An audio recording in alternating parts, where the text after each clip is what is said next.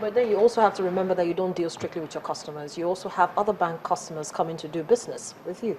So how do you ensure that, okay, yes, you've taken care of your own customers, but then you have other customers coming from other banks who want to do business with you, and they're also, might not totally be aware of how some of these policies are supposed to, run. True, and that would be because their banks have not been as effective in terms of giving the information that they need to have.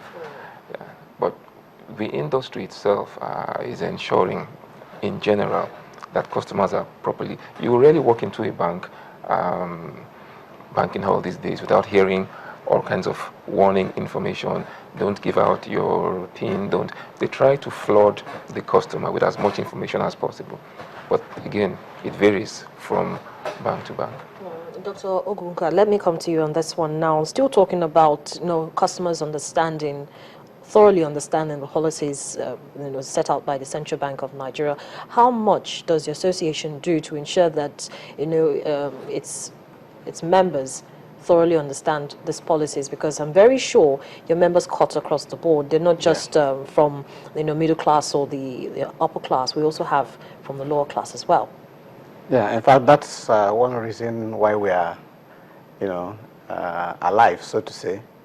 The association is meant to help in creating awareness, in educating members, and in fact the general public.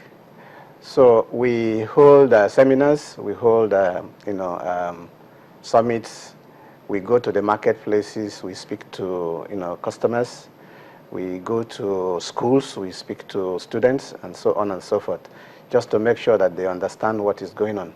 And beyond that, we also try to analyze some of these programs and policies and regulations that come from the central bank, and even some products that banks offer to their customers. We try to analyze them to see what is in them for the customers, and then we try to educate our members.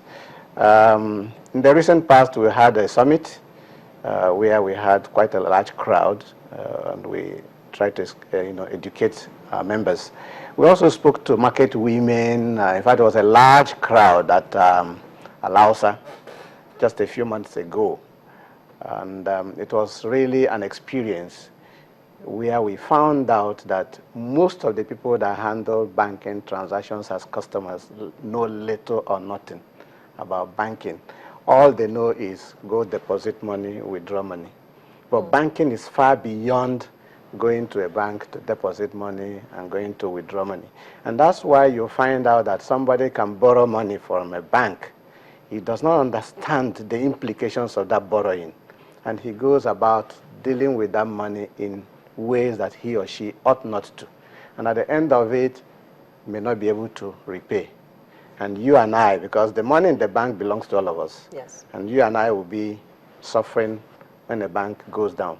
So there is need for all of us, not just the association, not just the banks, wherever you are. Like the program we are having now is part of public enlightenment, so that we can get people to know precisely what to do, how to do these things in the banking environment and even outside the banking environment.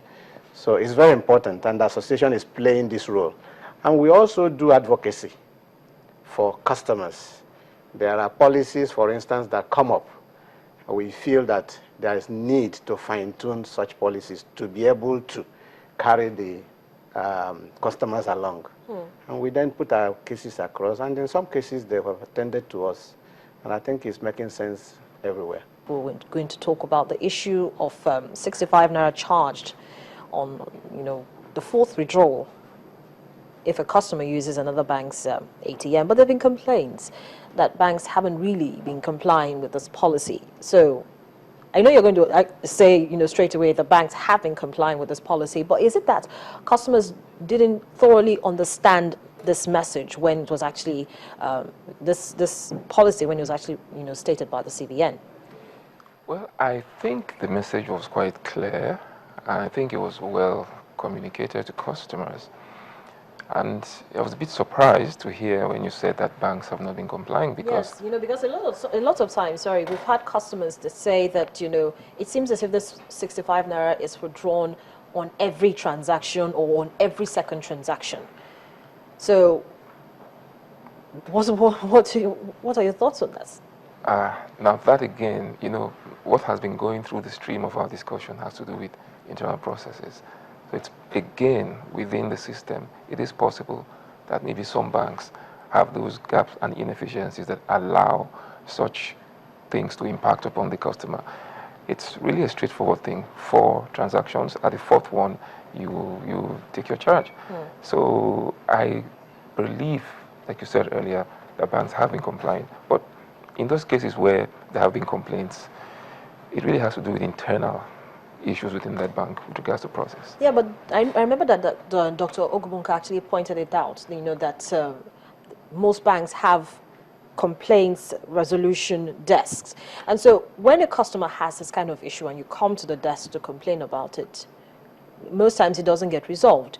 And so at the end of the day, the customer goes away disgruntled, feeling as if they've been cheated, because they always feel that the banks look for funny ways of, ripping them off, taking their monies from them on scrupulous charges.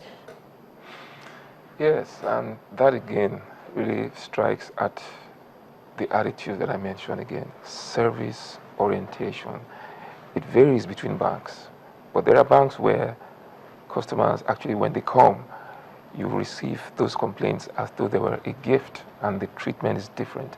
So where customers have really had cause to complain and nothing was done to resolve it in the way that they should, it shows you that such organizations, such banks, do not have a proper service orientation for the staff who are dealing with the customers at that level. That's really what it's all about. But then it now seems as if customer protection is not even adequate, Dr. Ogubunka. Do you think so? Well, we have received complaints from our members, and I have personally experienced complaints when I visit banks, because from time to time we move into banking halls, listen carefully what is happening, try to appreciate what goes on there. And the experience has been that quite a number of people complain about the 65 naira, the way a manner is being managed. And that was the fear some of us expressed when it actually was put in place. I wouldn't say that banks do these things deliberately. What I would say is that mistakes, errors can occur.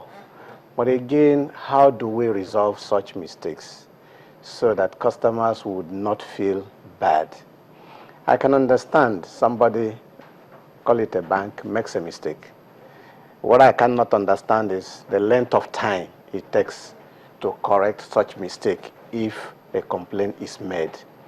More so, like we have observed, there are complaints resolution desks.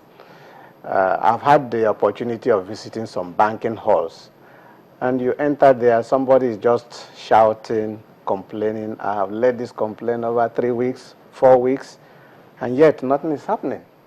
So sometimes you feel that this is not the way it should be, and truly that shouldn't be. So what we expect as customers, as kings like we are meant to be, is that we shouldn't have complaints at all. But if we have complaints for any reason, such complaints should be quickly addressed, and addressed properly to the satisfaction of our members. And of course, if you satisfy a customer today, that customer becomes a reference point for you. You can get more customers for you. And that's the beauty of the business. So we expect bankers and our banks to treat us truly as kings and as queens. Well, so closing shots for you, Ralph. Well, the service gaps that there have been in the industry are part of the reason why Heritage Bank took the bold step of coming out at the time that we did, because of those gaps that we saw and how to fill them. Definitely, the industry has advanced, but there is a lot to be done across, and banks need to ramp up on service quality and the experience that is delivered to the customer. Well, thank you so much, Ralph and Dr. Ogubunka, for coming on the program this morning and sharing your thoughts with us with regards to customer relationship management in the banking industry. Thank you very much. Thank you very much. Well, that's the program for today. Thank you so much for watching. Of course, if you missed out on today's episode, you can watch it on youtube.com/channelsweb/videos. I'm Harriet Tagbinyi. Bye-bye.